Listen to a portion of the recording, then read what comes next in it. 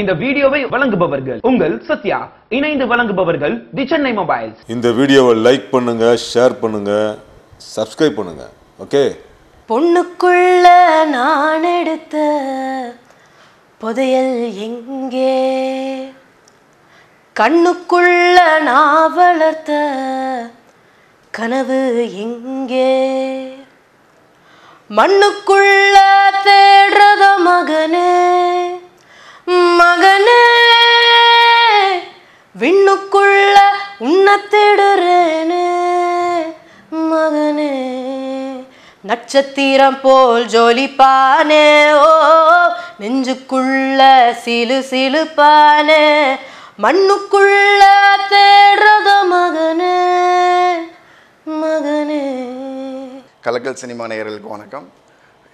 என் பேர் Christopher, Antony ப்ரொடக்ஷன்ஸோட producer. So இந்த படத்தை பற்றி சொல்லணும்னா, இந்த படம் லாஸ்ட் இயரே நாங்கள் ஆரம்பித்தோம். ஷூட் எல்லாமே கொடைக்கானலில் போய் ஆரம்பித்தோம். இந்த படத்தில் உள்ள கேரக்டர்ஸ், ஆர்டிஸ்ட் பற்றி சொல்லணும்னா, டைரக்டர் குட்டிக்குமார் சார் அவர்கள், DOP Balaji, music director Shivathmika, அப்புறம் அந்த ஆர்டிஸ்ட்னு பார்த்தோம்னா நிஷாந்த் சார் பண்ணியிருக்காரு, வைஷாலி, அப்புறம் Cheranraj sir, Sampath Ram sir, Lal sir, Rekha madam, ரொம்ப பேர் பண்ணியிருக்காங்க. என் பேர் குட்டிக்குமார், நான் ஆண்டனி படத்துடைய இயக்குனர்.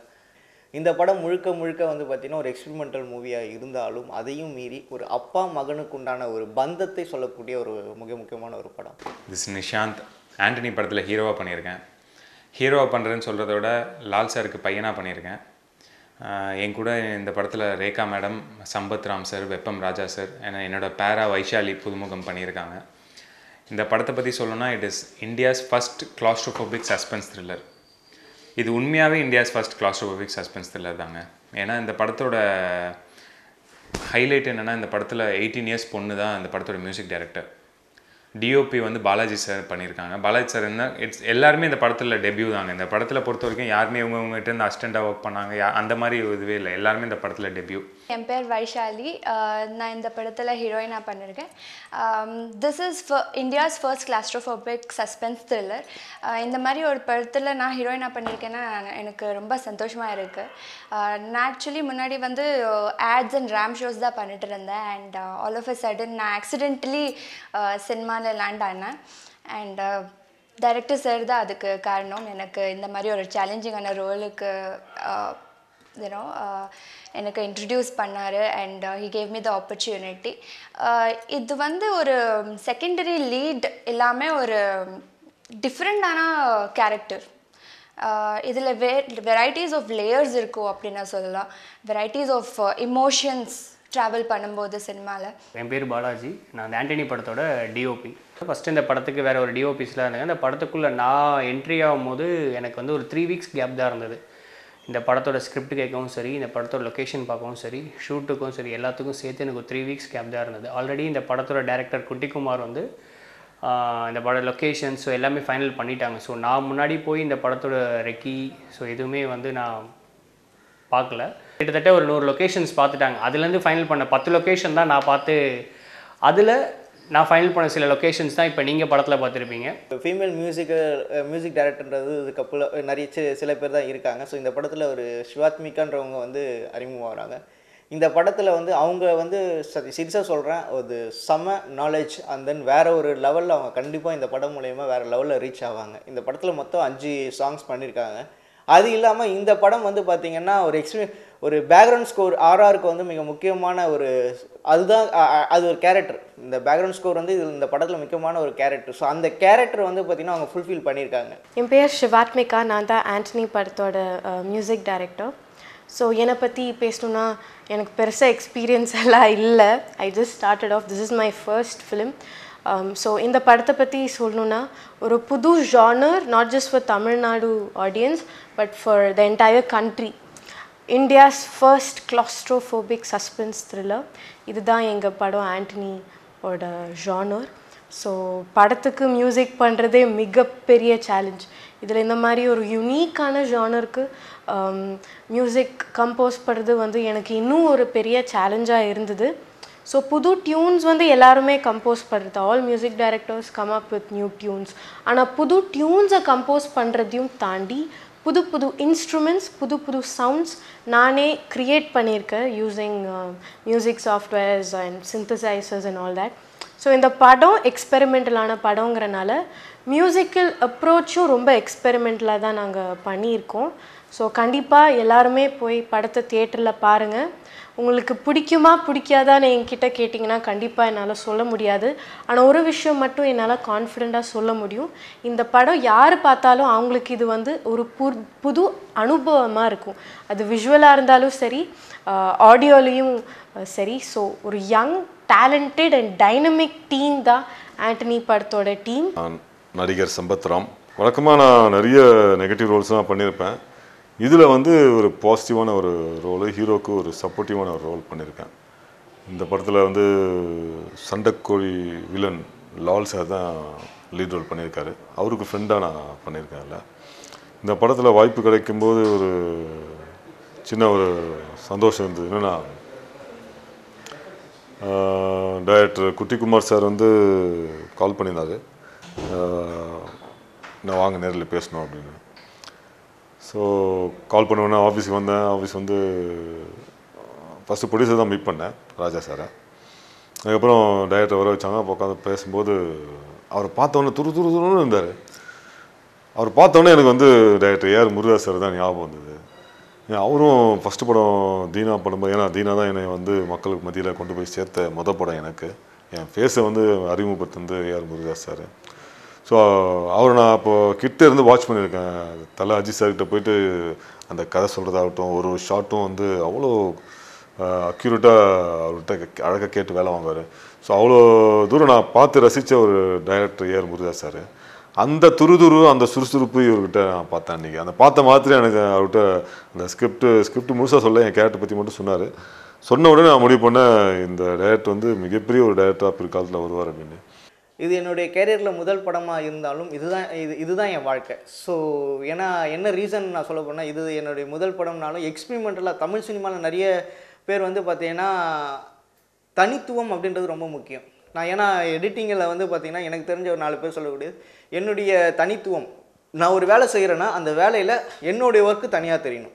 ஸோ அதில் வந்து நான் ரொம்ப கான்ஃபிடெண்ட்டாக இருப்பேன். ஸோ அப்படி என்னுடைய ஒர்க்கில் நான் தனியாக தெரியறதுக்காக நான் அதில் இறங்கி வேலை செய்வேன். ஸோ அந்த ஒரு அவுட்புட்டு இந்த படத்தில் கண்டிப்பாக நீங்கள் பார்ப்பீங்க. இது என்னுடைய கேரியரில், எங்கள் எல்லாருடைய இந்த ஆண்டனி படத்தோட ஒர்க் பண்ண ஈச் எவ்ரி ஒன் டெக்னீஷியன்ஸ் கேரியரில் மிக ரொம்ப முக்கியமான படமாக இருக்கும். ஸோ இந்த படத்தை பற்றி சிம்பிளாக சொல்ல போனோம்னா, ஒரு இந்தியாஸ் ஃபர்ஸ்ட் கிளாஸ்ட்ரோஃபோபிக் சஸ்பென்ஸ் த்ரில்லர்னு சொல்லுவாங்க. த்ரில்லர்னு சொல்லாவே சம்திங் சஸ்பென்ஸ் இருக்குன்னு தான் சொல்லுவாங்க.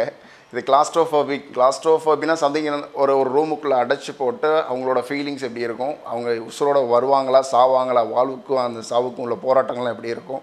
ஸோ அதை பற்றி உரிய ஸ்கிரிப்ட் தான் அந்த படத்தோட மெயின் திங்கு.